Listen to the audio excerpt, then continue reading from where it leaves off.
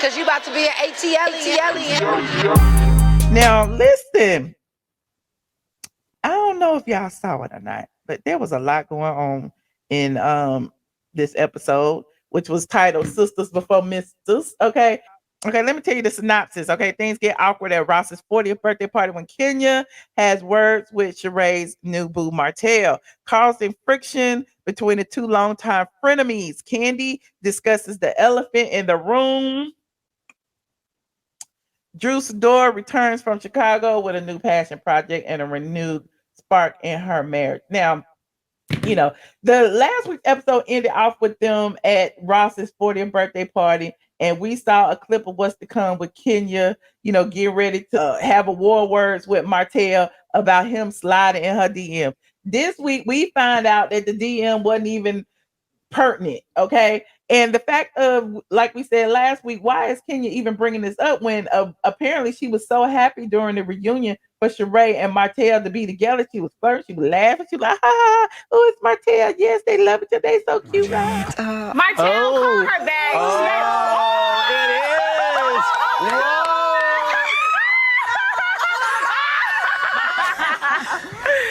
Turn around so Andy can see him. Hey, Martell. Shereé, anything you want to say to your guy? And so now all of a sudden that she see that Shereé is coming to the party with Martell on her arm, all of a sudden she wants to be divisive. She wants to tell Shereé that Martell was sliding in her DMs, but even though she don't even know what it was, she claims she don't even know what it said, but she knew what it said. He said Martell is a liar. She knew what it said because apparently it didn't say much of nothing. But here's the text message that was in Kenya's DMs right here. Okay. So apparently it was sent August 9th, 2020. And Martell said, I appreciate the kind, quote unquote, kind words when you were live with blank. Now we know blank is Carlos King because I told you before that Carlos King has inserted himself in the midst of the Real Housewives of Atlanta to, stick a pin in Kandi's side. I know Kandi is pissed off. Kandi was like, listen, he can't come back to the show, but he is doing everything he can to be a part of. Now he got Martell over there. Now, they got the text on there, everything. You could tell that apparently, Bravo probably don't see it for Carlos either because they blacked his name out of the text message. Why not leave it in there? I don't know. Let me see. He said she don't want Sheree's hands on her. Well, whatever the case may be, Shereé calls Martell aggressive, okay, despite him merely throwing shade back at her. Because that's all she was doing was throwing shade, saying that he tried to talk to her. But then when Shereé calls him over to ask, well, did you? And he denied it now. First he denied it. And I guess he had to think about it. He was like, it was 2-3 years ago, or whatever. And then when he finally found it, he was like, yeah, it was 2 years ago. What are you talking about? So, it seemed to me like more Kenya was the aggressive one in the situation because why was she yelling and screaming?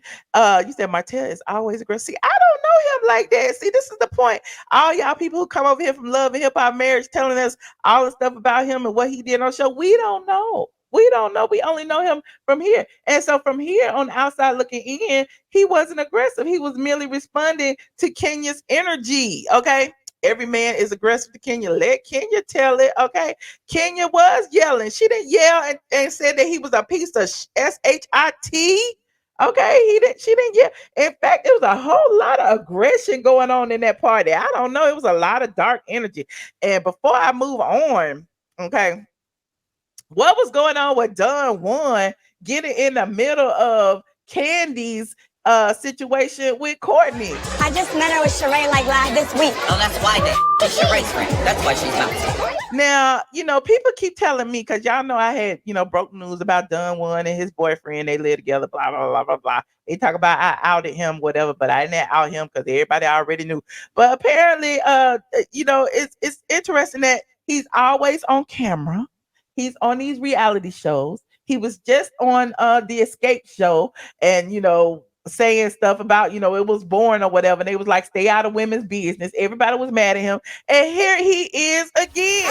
Back to the factory to help them get supplies. Yeah, you said, was Don Juan there? Yes, Don Juan was there. When Kandi and Courtney, when Kandi walked away from Courtney, the first thing we heard was Don Juan Oh, when Sonya came and told Kandi, she's sorry. She invited her because she met her with Shereé and Marlo.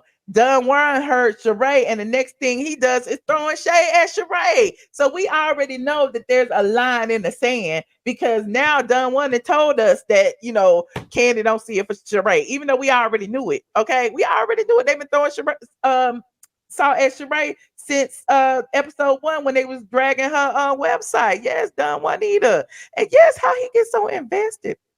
And then on my site, I was like, why is he interjecting? I mean, Don Juan's man was there at the party with him. So he should have been somewhere minding his own business. Okay. Don Juan is annoying in women's business again. Don Juan is always in women's business. Okay.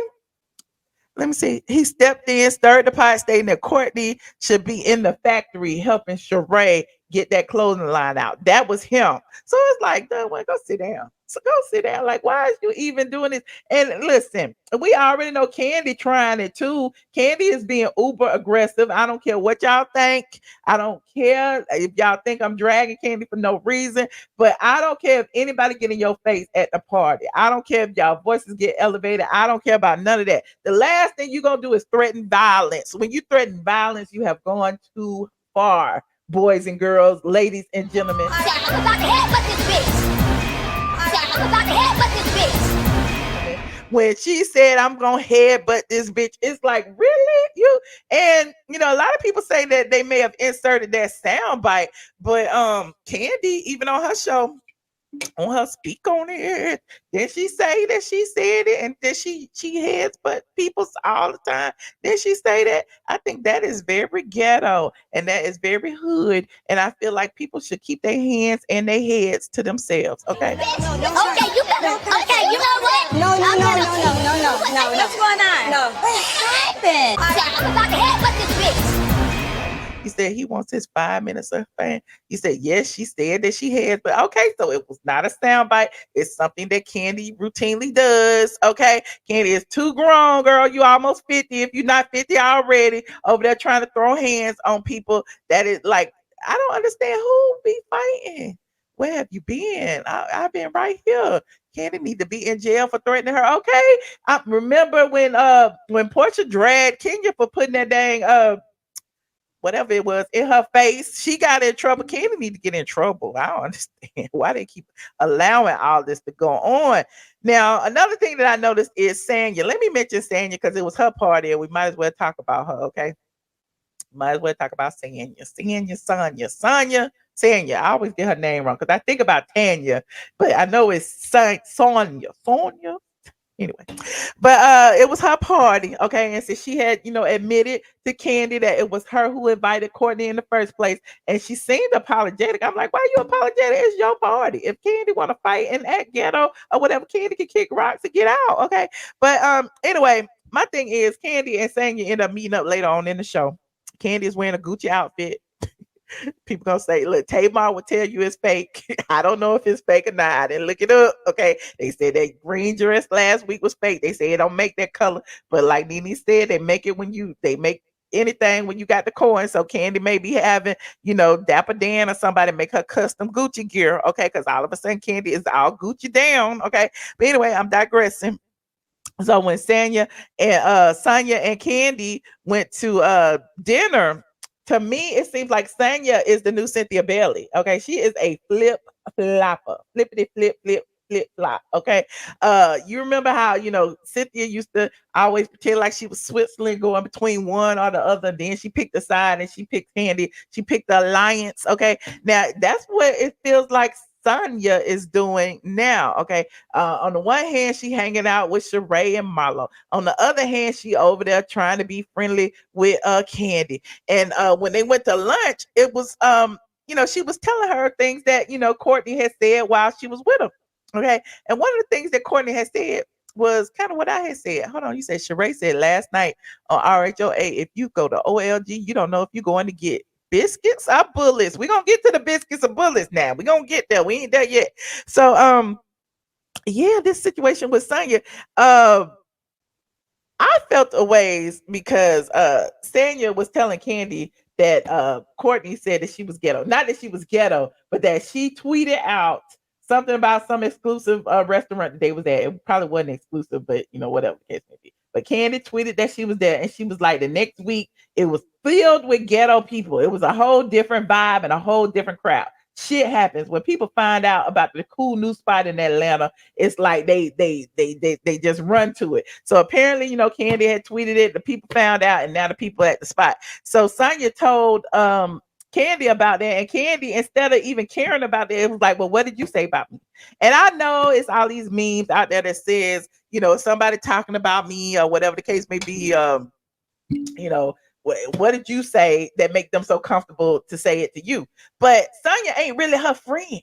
So it's like, don't we watch the show and don't we see all the time when 3 or more ladies get together, they talk about the women that aren't there. So I don't see this as a situation where Sonya had to defend Kandi. Kandi pissed off and said that it's not cool. Like, what you say? Did you defend me? I don't understand why you this. It's just performative. It's like, girl, like now you want to fight with Sonya because you want to kick her off the island anyway because you see she been spending too much time with Marlo and Shereé and them. But there's that. And my thing is, that's what I said on my site too. Kandi doesn't care about that. She only wants to know what Sonya said to defend her. The answer, absolutely, positively nothing. Okay. They showed a clip, even though Sonya said Sonya be lying, though. We know Sonya be lying. She lied in that situation with Drew, but there's that. But anyway, Sonya claimed that she took up for her, but then producer showed a clip of Sonya just laughing.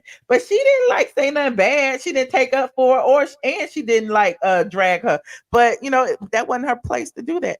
But anyway, I just don't feel like Kandi has ever spoken up about anybody. When Kandi is in a group of people, if they talking about Kenya or they talking about somebody else, you don't hear Kandi going, don't talk about her like that. That's my friend. You never hear Kandi doing it. So why would Kandi expect somebody else to do it besides Don Juan, who she pays? So unless they're on the payroll, I wouldn't expect nobody to take up for you unless they're on your payroll. And Don Juan did his job last night when he took up for you. Okay. Moving on. Like this video as y'all get in here, please, and thank you. Another instance. Let me see. Let's go ahead. Should we talk about the elephant in the room? I've been talking about Kandi too much. Let me switch to Ralph and Drew real quick. Give them a little 1-2. Ralph and Drew, it seems like they're getting along now. We already know that they apparently supposed to be in a divorce. I don't even know if that's true at this point.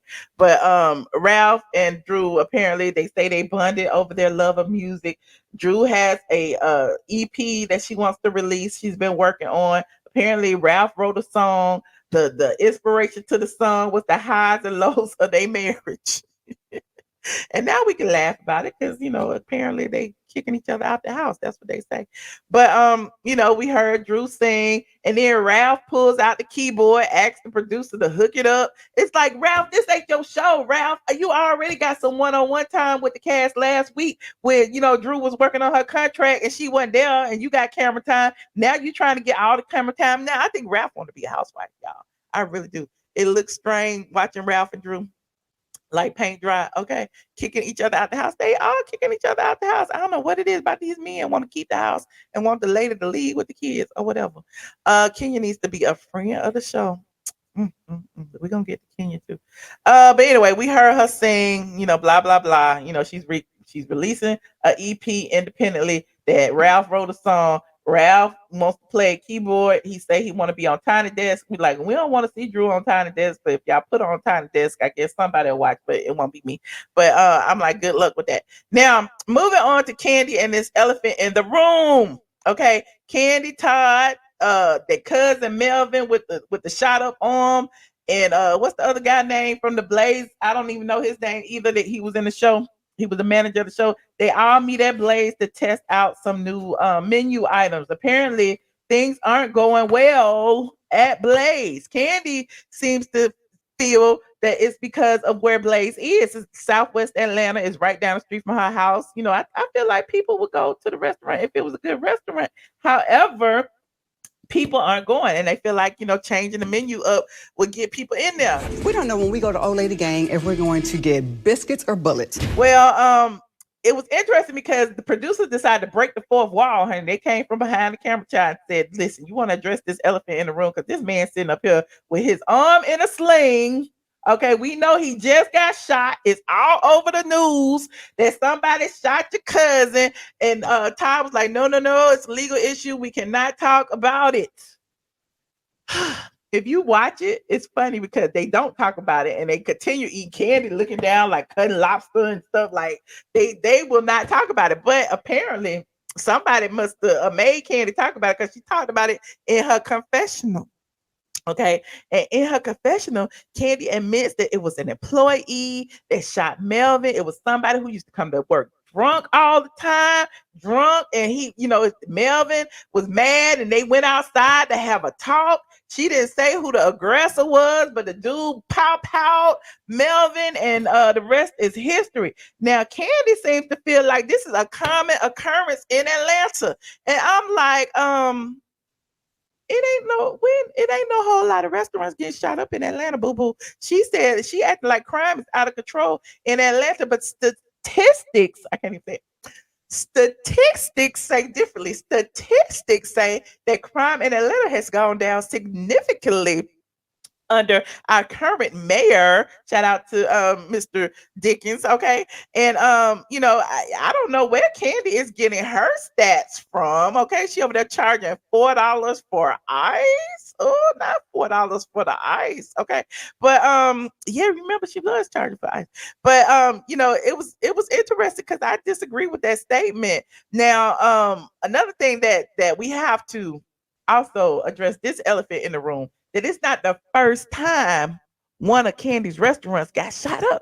Now, okay, look, Kandi's cousin got shot at Blaze in 2022, but in 2020, just 2 years prior to that, Kandi's OLG restaurant in East Point got shot up, where at least 3 people were shot. They were shooting in the front, and people was running and stuff. Y'all remember that? So it's on the news. Like, I can pull it up, but I ain't got to.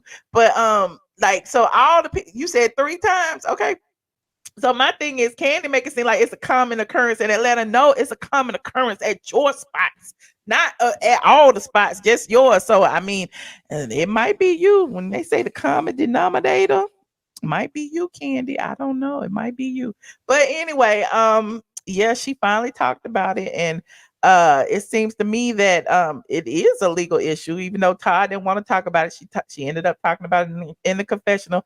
I don't know that her cousin gonna sue her, but I'm sure she paying all her cousin's medical bills. I'm sure she gave her cousin a raise. I'm sure she did everything she can not to have to cut a big check like she did Johnny Winston. And speaking of which, y'all don't remember Johnny Winston filed a lawsuit against Kandi, saying for employment related issues, and she ended up having to settle quietly. So like I said, it's the common denominator here. Okay, you said Kandi is worldwide and ghetto. Okay, moving on. Let me go ahead and talk about Kenya and this trauma. Kenya's trauma. Okay, apparently Kenya. We already know Kenya has had issues with men from the beginning of time. Okay. Kenya keep playing with y'all. Kenya keep having men. And it's funny, they keep using all my little sayings. So I know all of the ladies watch me. Hey y'all, how y'all doing? They done brought up the candy coated click. I remember I made that up. I made up Neverland. I made up, the Renamans, okay, because I accused Kenya of having a Renaman several times. I accused Cynthia of having a Renaman, and now here go Kenya again. I don't know if she got a Renaman, but she got another man that was introduced to her by Manetta. Kenya tells Shereé that, she is giddy, she is happy, she is open and ready for love. Okay. But my thing is, who gonna check Kenya about not being divorced? Who gonna check Kenya about not being divorced? Who gonna check Kenya about still wearing her wedding band, but she flouncing around with that white man that don't care me crazy? Who gonna check her? Then Kenya check Portia for being with Simon. Then Kenya try to check Nene for dating a married man too. Then, I'm just saying, who gonna check Kenya for being the married woman that these men is dating? Well, yes, technically Kenya's not married, but I mean, she did get married, and she say she get divorced, but we ain't see no. We didn't see no marriage license. I know divorce certificate. So I guess there's that. Also, it was interesting that, Shereé seemed to try to school Kenya, and I appreciate her doing this. But again, y'all don't like Martell, so it's coming off as Shereé being a pick me for Martell. But I kind of agree because remember last season, Kenya tried to call Ross aggressive for taking up for his wife. Now she's doing the same thing with Martell after she was the one who was yelling across the room at him. Now, Shereé tries to school her to the fact that words like aggressive towards a black man, without having, proof, are wrong, and was asking her, did she consider the negative impact? And Kenya was like, no, I don't know. I seen him on his show, and that's all I know, and I don't care to know him. And it's like, okay, child, whatever the case may be. But Kenya is questioning Shereé's dating choices. But what about Kenya's dating choices? What about Kenya's fake marriage? What about we already know about her and Matt, and her being fundamentally deceptive. We know a whole bunch about Kenya. So how can she judge anybody's relationship? Okay. You said you sick of Kandi and that Joker face. Divorce is never coming. That's all I got. That's all I took out of this. Let me see if I missed anything. I did that. Candy's cousin Melvin. Okay. Shereé and the biscuits and bullets. Okay. We talked about that. Okay. So they don't know. You don't know if you're gonna get biscuits or bullets at Blaze, unfortunately, but it's what it is. Talked about Sanya. Marlo minding her business. And so let me know what y'all think. That's all I got for this week. Again, I don't know what y'all would rate it. I would rate it about if 10's being the best, I would rate it about a 6.5. Because I did, just because we drew a lot of shade out of it, like the whole restaurant thing. I got my life off that. Thank you, Kandi. I appreciate it, and I appreciate y'all talking about the gunshots. Yeah, child. Look, it was I listen. You ain't heard it from me. Listen, allegedly. I don't know if she settled or not, but go to straight from the A and read about it. What y'all rate a 5? Let me know. 10 being the best. What y'all rate it? A 3, okay. A 4.5. Yeah, you talking about Walter. A 10. All right. So, and then you got Carlos King being in the middle of everything. It's just like, Carlos, why your name gotta be? And then Carlos was mad because they blacked his name out. Look at them, they blacked my name out. True tea. Anywho.